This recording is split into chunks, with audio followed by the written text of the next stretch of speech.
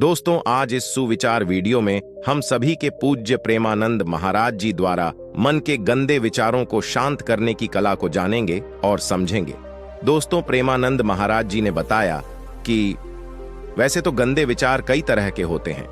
कई लोग धन की कमी के कारण मरने की सोचते हैं।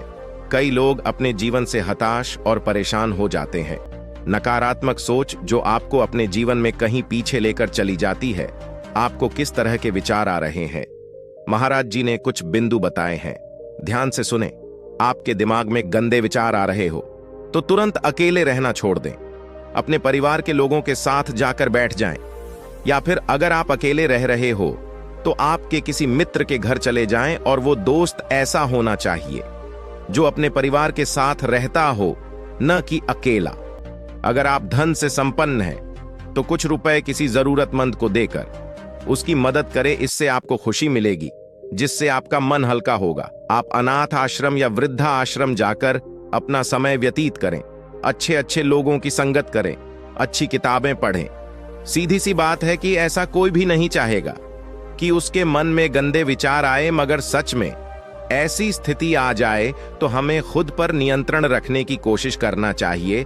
ऐसे वक्त में अच्छे साहित्य या अच्छे पुस्तकों का सहारा लेना चाहिए। अच्छे लोगों से मिलकर अच्छे विषयों पर चर्चा करनी चाहिए।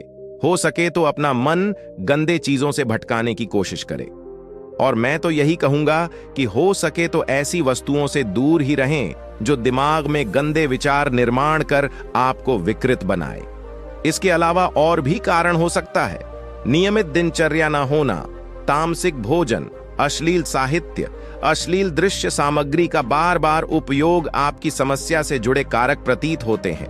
अश्लील दृश्य व श्रव्य सामग्री का त्याग करें। आप सुबह 1 घंटा यौगिक व्यायाम और प्राणायाम के लिए नियमित समय निश्चित करें। अपनी दिनचर्या को जीवन का अंग बनाएं। अश्लील विचार नष्ट हो जाएंगे। प्रेमानंद महाराज जी कहते हैं, सबसे पहले यह जान लें कि कामुक विचार गंदे विचार नहीं हैं। ये विचार पूरी तरह से प्राकृतिक हैं। बुरे विचार उनको कहा जाता है जिनमें छल, कपट, प्रपंच, स्वार्थ, अनैतिकता, ईर्ष्या, द्वेष, घात, आलस्य, निंदा, हिंसा आदि सम्मिलित हों। ये सब गंदे विचार हैं, न कि कामुक विचार। कामुक विचार जब किसी अन्य की स्वतंत्रता का अतिक्रमण करते हैं, तभी वे गंदे विचारों की श्रेणी में रखे जा सकते हैं। जो प्रकृति प्रदत्त है उसे आप कैसे रोक सकते हैं? आपको भूख प्यास लगती है तो आप खा पी लेते हैं। इसका अर्थ यह कभी नहीं है कि एक बार खाने से अब भविष्य में कभी भूख प्यास लगेगी ही नहीं। अर्थात जब आपको क्षुधा लगती है तो आप उसे भोजन करके शांत कर देते हैं। ठीक इसी प्रकार से काम को भी समझें। पर यदि आप भूख लगने पर किसी दूसरे का आहार खा लेते हैं या चुरा कर खा लेते हैं तो यह न्याय या तर्क संगत नहीं कहा जा सकता। यह नियम काम पर भी ठीक इसी प्रकार से लागू होता है। महाराज जी कहते हैं, यदि दिमाग में आने वाले गंदे विचारों को रोकने के लिए सर्वप्रथम आप यह महसूस करें कि आपके मन में आ रहे तुच्छ विचार क्षणिक हैं। आप सिनेमा हॉल में बैठे एक दर्शक की मानिंद इन तुच्छ विचारों को मानस पटल पर उभरते, विचरते व विलुप्त होते देखते रहें। बिल्कुल, आप इन विचारों को एक सिनेमा की तरह देखें। इनसे भागने की बिल्कुल चेष्टा ना करें, परंतु इनमें उलझें भी नहीं। धीरे धीरे ये गंदे विचार लुप्त हो जाएंगे। और फिर भी मन में गंदे विचार आता है तो इसका मतलब है कि आपको अपने मन के ऊपर ध्यान देने की विशेष जरूरत है। आप ध्यान के माध्यम से अपने मन को वर्तमान में रखने की कोशिश करें। बार बार कोशिश करें। जब जब आपका मन अतीत में जाए या भविष्य में जाए तो आप ध्यान के माध्यम से उसको वर्तमान में रखने की पूरी कोशिश करें।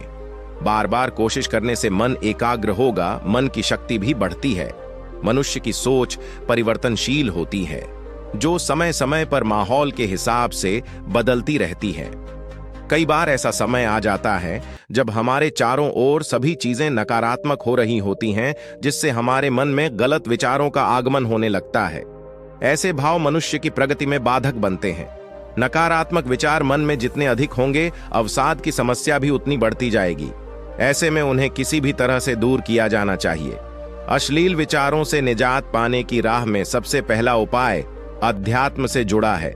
जब जिंदगी के किसी मोड़ पर आगे बढ़ने का दरवाजा बंद हो जाता है और हमें कोई उपाय समझ नहीं आता, तो परमात्मा रूपी ज्ञान ही हमें उस दुविधा से बाहर निकालने में सहायक साबित होता है।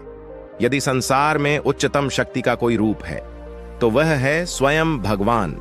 लेकिन भगवान के बाद यदि किसी रूप में सबसे ज्यादा शक्ति है तो वो है प्रभु द्वारा रची गई वाणी।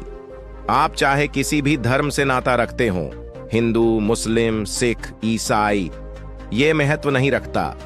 यदि कुछ महत्व रखता है तो प्रभु की वाणी, जिसका ज्ञान लेने से आप अपने कष्ट से बाहर आ सकते हैं।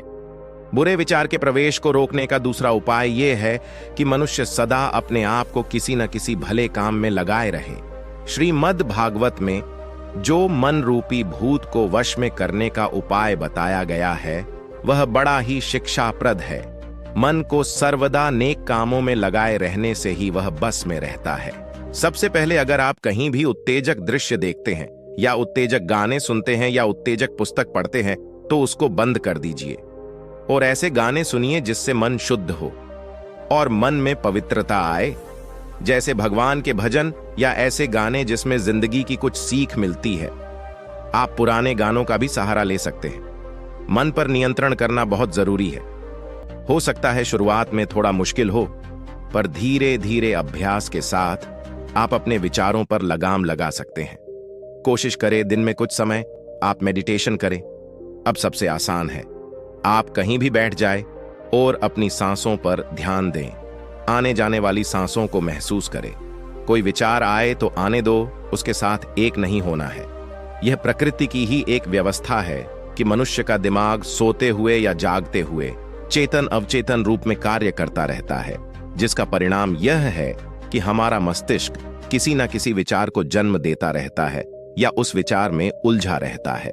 आप अपने विचारों को व्यवस्थित कर सकते हैं, लेकिन विचार शून्यता प्राप्त करना एक अत्यंत कठिन कार्य है।